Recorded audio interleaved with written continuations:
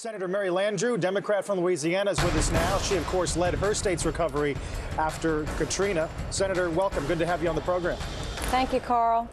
I guess let's just start a question on behalf of those who are among the most severely affected, because it's always hard for FEMA to get universal good reviews after a disaster. But we have seen signs that say, FEMA, where are you in Staten Island? How much of that is deserved at this point? Well, first of all, I'm in New Orleans, and I can tell you that the people of New Orleans and the Gulf Coast, our thoughts and our prayers are with the people of the East Coast, particularly in New York and New Jersey and Connecticut.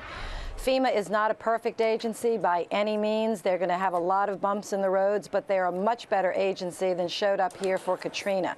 And the federal government, both this president and the Congress, and I was a part of leading the team to help create a stronger, more robust FEMA. It's not perfect, and I might want to add, but it's much better. But it's not the only federal agency that has to show up. Agriculture has to show up. Energy has to show up. HUD has to show up. And unfortunately, Carl, literally just a few months ago, the Republican leadership in Congress stripped all of the money out of those accounts and left only money in FEMA. Thank goodness there is money in FEMA, but it was a really unfortunate move. Yeah, a lot of discussion about that over the past few days. The one discussion that keeps coming up now, Senator, is the degree to which the Jersey Shore, Lower Manhattan are going to have to do big engineering infrastructure projects, sort of like the levees had to be redone in New Orleans. What are you hearing on that front? I think absolutely. Now, I haven't yet had a conversation personally with Mayor Bloomberg, but I intend to, and of course with Cory Booker and some of the other great leaders in the region. But my brother and I have already talked about this and want to offer all the support. He's the mayor of New Orleans and help to lead the effort as well. We have to invest in infrastructure to help them, particularly our water infrastructure, which is woefully underfunded for the whole country. People would be shocked to know that the Corps of Engineers spends only $1.6 billion in new projects across the country every year. We already have a $40 billion backlog. So, you know, we talk about one deficit, which is the deficit in the general fund, but what we need to focus on as a nation is the deficit in infrastructure. Now you're seeing it play out in real time in horrific detail in New York. So I have been a strong supporter of, water infrastructure projects. We're playing catch up down in the Gulf Coast, and we're going to help the people of the East Coast get caught up with investments that should have been made, actually, Carl, years ago. And the money will come back to us tenfold. I mean, the economic loss to New York and to our country is going to far exceed what the investments, smart, wise investments over time would give us.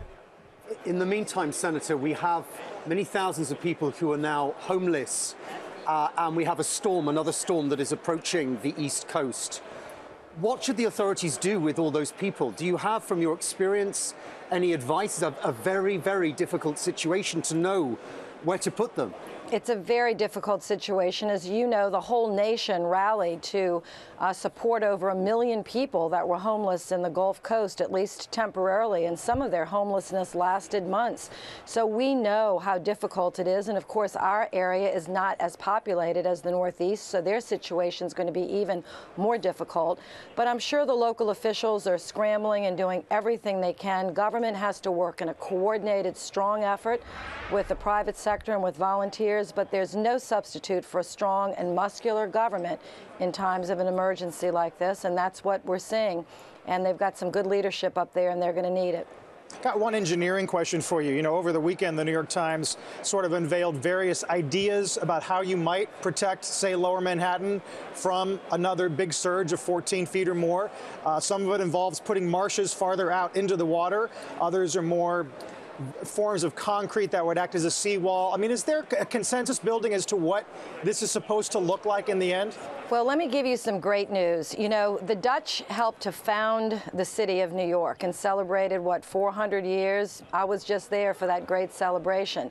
Let me tell my friends in New York, nobody knows how to do this better than the Dutch. That's where I led delegations. I've led 4 delegations to the Netherlands to find out how they manage to keep their people's feet dry, and they do. They have virtually no insurance. The government bill is extraordinary, with the help of the communities, of course, both local local and federal, wonderful water structures. They invest in it, and it comes back to their taxpayers tenfold. So you don't have to go very far. Your original friends, the Dutch, can help you, and I'm sure they're already on the job. So yes, the scientists know, the engineers know, but the federal government has been very slow to fund these projects.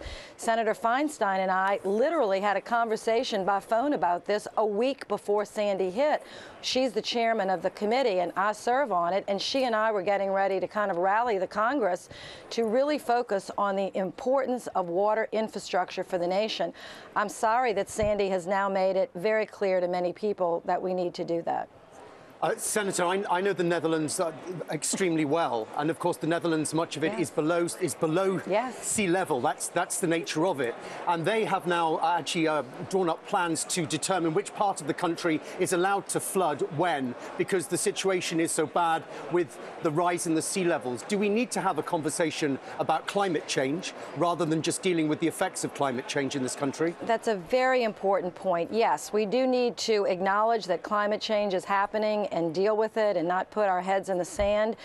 There are different ways about dealing with it, but even without the rising sea levels, places like New York are right now, as you can see, very vulnerable. Without rising sea levels, Louisiana is vulnerable. But that doesn't mean that we have to be frightened or fearful. The engineers and the scientists can really help us. We're learning that here. Now, it takes some investment, but it's smart investment, good investment that can come back to us 100-fold. So that's what I'm going to be working on this Congress, along with a supplemental appropriation bill, which we desperately, the people of the Northeast are going to desperately need. How much and how it's shaped, I'm working with the senators from that region as we speak. So this is going to be a long road for the Northeast, but I can tell you, if you stick with it, you will build a stronger, better Jersey Shore, a better Lower Manhattan. It's going to take some time, though. But right now, people have to get shelter, get water, stay warm, and be able to get to work and get back to school, or some of the more basic things that people need. Yeah. Senator, can't help noticing that Saints helmet behind you as well. Good luck to them Thank tonight, you. although you have some Eagles fans up here, too. Senator Mary Landrieu in New Orleans. Thank you.